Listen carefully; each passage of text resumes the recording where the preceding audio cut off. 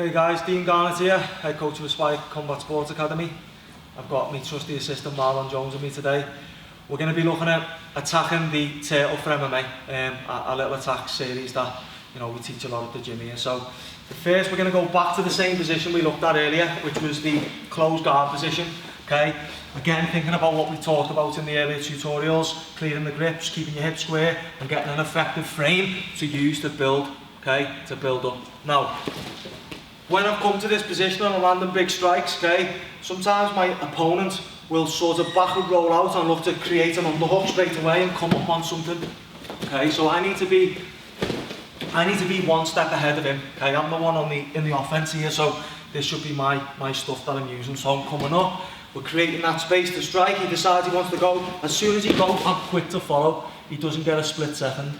Now I'm just going to shuffle Marlon around the other side.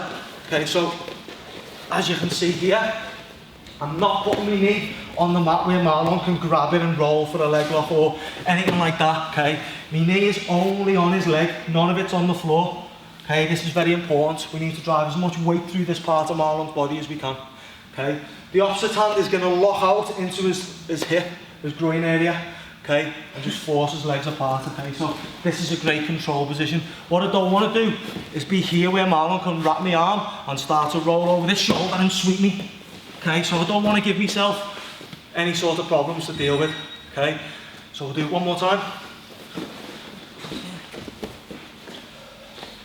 So again, we've built up, we're throwing big strikes, he's extended out, he tries to roll away.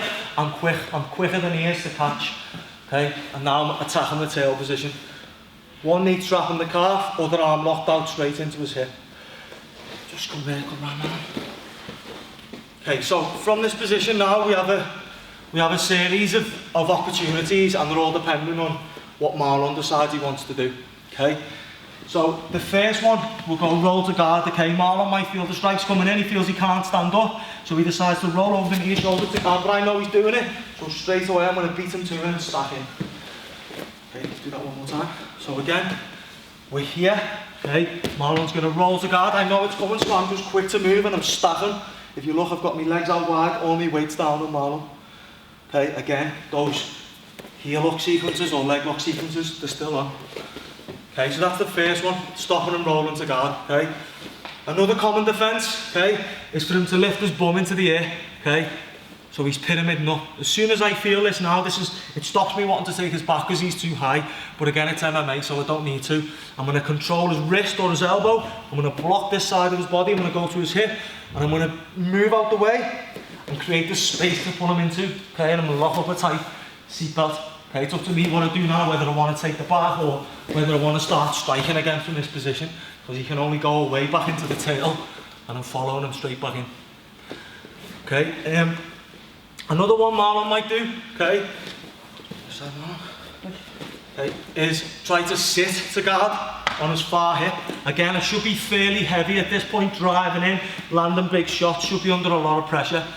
So he falls to the far hip and tries to create a butterfly hook. I'm going to beat him to it by window wiping my hips. And again, look, anytime my knee is in the middle, those leg lock series from tutorial 2, they're available.